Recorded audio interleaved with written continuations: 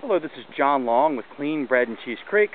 Today is Tuesday, August 30th, 2011, and I am redocumenting the North Point section of historic Bread and Cheese Creek, which we have targeted for cleanup on September 24th of this year from 8 a.m. until 2 p.m. This section right here where we're at right now is the North Point section, which is the most historic section of the creek. There was a huge blockage here before the many hurricane and the many rainstorms came through, and we cut it up, and I'm glad to see that us and the help from people from over at Back River Restoration, that the blockage is not back again even after all the rain. So to continue on, we're going to give you another tour of this section of the creek, because I'm sure some things have changed. There's a bicycle tire since the last time that we were here, and I want to have the opportunity to give you guys the most recent footage, so that way all of our volunteers who are showing up will actually know what they're up against. As you can see, there is always a huge amount of cans and bottles and plastic and fast food waste in the creek. That's a given, and I'm sure given all the rainwater that we have had lately, that a lot of this is all washed up even more from areas further upstream. So we've been doing this stream cleanup since 2009. We do 2 major stream cleanups a year, both in the spring and April, along with Project Clean Stream and the Alliance for the Chesapeake Bay, and this will be our first year doing the fall cleanup with the Ocean Conservancy as part of their International Coastal Cleanup. So you can see that here's another shopping cart, which is never surprised in this stream. If you watched any of my other videos, that one's from TJ Maxx. And that's one of the reasons why we're always appreciative of the individuals who are able to come out to these cleanups and bring ATVs, or they're able to bring Jeeps and such to help us pull these things out. You can see how high the water line was along this section from how high up the trash is washed on the shorelines and stuck in the foliage on the side. Bread and Cheese Creek is really not that long of a creek. It's a little over 4 miles long, but it is the 3rd most polluted tributary of the Chesapeake Bay, according to Parsons Brinkerhoff's study of the watershed a couple years ago. Now, that's pretty sad considering that this creek is also a historic monument, or it will be coming into further notice because of what it had to do with the War of 1812, and what's also known as the Americans' second fight for independence against the British. Haven't been through this section, so I'm kind of taking it slow because you don't want to trip on anything. It's a crab trap. Don't think you're going to find too many crabs in here. Small blockages like this, in places where the trees have sagged and come down, we always get out the day before on Friday. This will be the 23rd, and we see if we could get some volunteers out to help with us. So we clean these smaller blockages out in order to try and help all of our volunteers come through. Helps make things a little safe, and it also helps make the work a little bit easier when it's easier to navigate this creek. Back to the War of 1812, we found various historical artifacts over the year in the creek, and the creek itself is also was home to the Methodist Meeting House. There's another shopping cart where the British made their encampment in this area, and also on the other side of the stream is where the Americans rallied for their attack to come back at the British.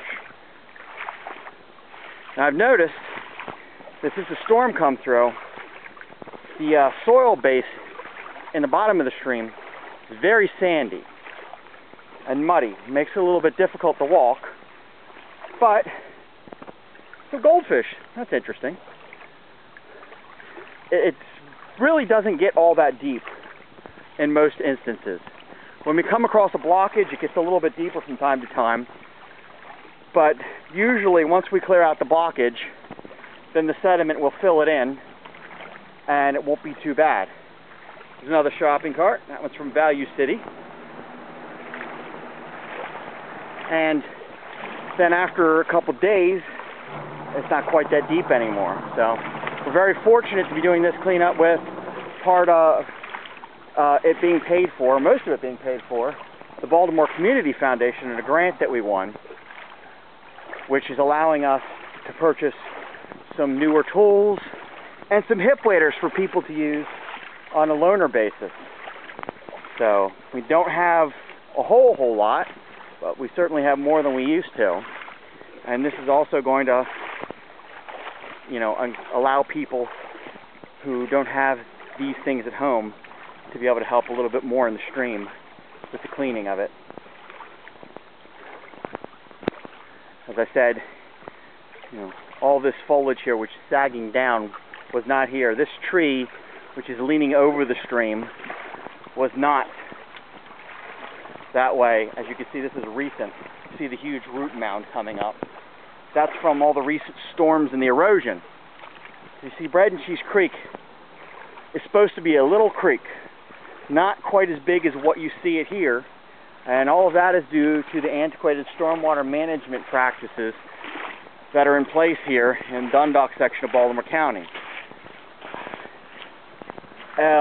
All of the roadways, Merritt Boulevard, North Point Road, North Point Boulevard, just to name a few, all drain directly into Bread and Cheese Creek, along with all of the shopping centers, which include, you know, Merritt Manor, Dundalk Shopping Center, Merritt Park.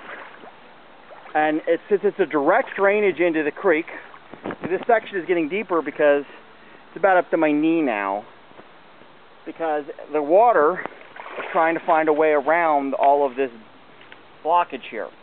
And that's, you know, not very good for the stream. It's also not safe for anybody who might happen to be along here trying to catch crawdads and minnows, which are actually coming back since we started the cleanups. So once we remove that blockage, which is one of the things we will probably, I'm sure we'll do on the Friday before the cleanup, then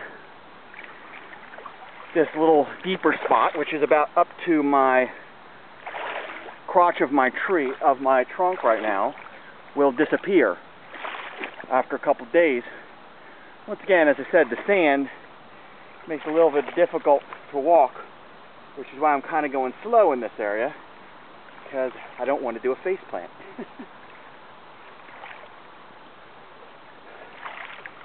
As I said, we always provide gloves and food for all of our volunteers.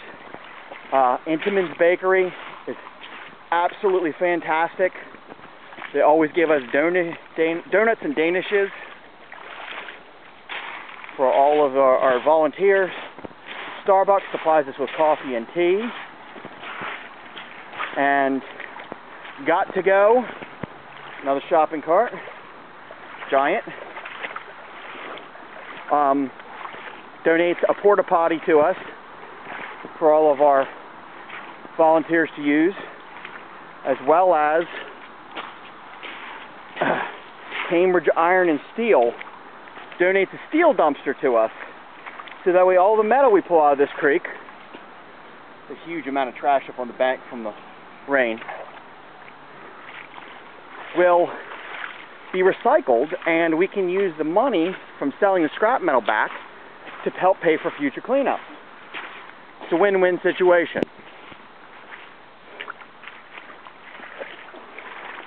This creek, as I said, is historic because of the War of 1812. Our ancestors died in this creek defending us from Great Britain. And another shopping cart. To me, that's not how any hallowed site should be treated.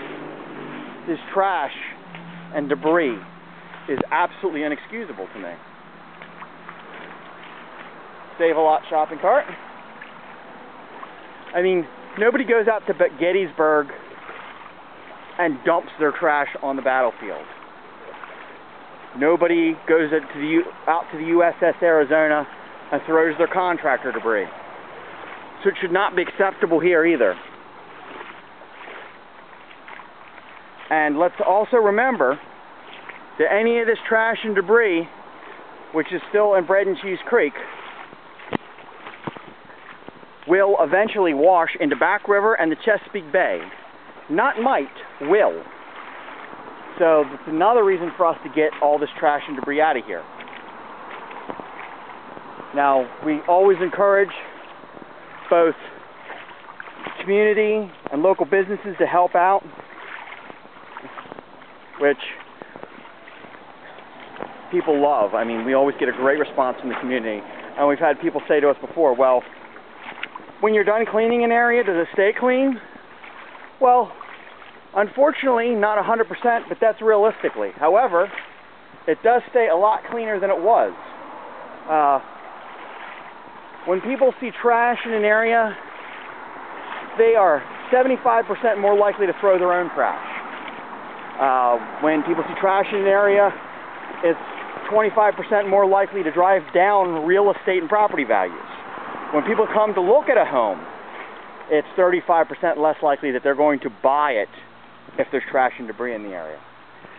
So right now I'm getting ready to go over to the other side across Old North Point Road, and I'll continue there.